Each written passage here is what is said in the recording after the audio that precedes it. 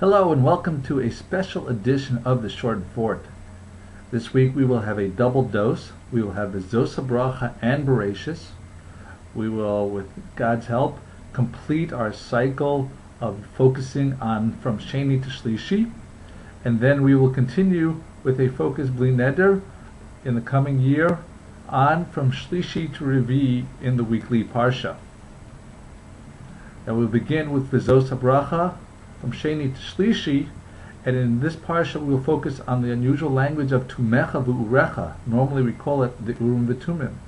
And then, if you have the patience, in a few minutes we will get to Shlishi in Bereshis, and that parsha talks about the creation of woman and the sin of the Eitz Hadas, and we will discuss the relationship between man and women. So in Parshas V'Zosa Bracha in Sheni, on Pasuk Ches in Perek Lamed Gimel, it says, Tumecha v'Urecha v'ish chasidecha, that your Tumim and your Urim are to the pious man. Now we're beginning with the brachos that Moshe gave to the different Shvatim. And now we're talking about Shevet Levi. And normally when it comes to the Urim and Tumim that the Kohen wore, and this was something that when we would have a question for the community, that we would go and the Kohen Gadol would look at the Urim and Tumim, and the Urim would light up, the letters would light up, and then Tumim, they'd be able to be mashlim and to make tamim and make complete the answer to the question by using Ruach HaKodesh to divine assistance to put the letters together in proper sequence to give the answer.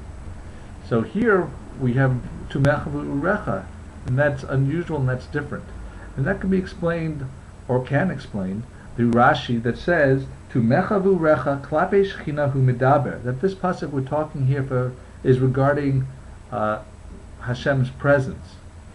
And with that we can realize that why the sequence is different. Because normally by a man you have to have the letters light up first, and then you will decipher it. So therefore it's Urecha, Urim, and then Tumim.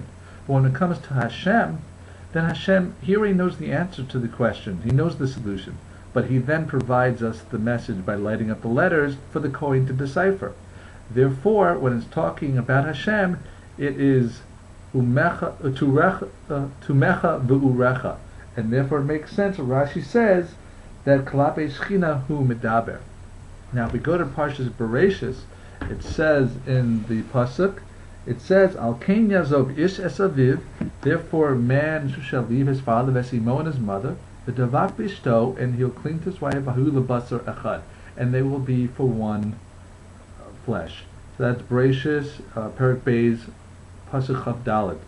And the Ramban explains that the mating of a man and a woman is different than the physical and temporary act of an animal. It's actually creating your closest relative when the man, a husband and a wife are together.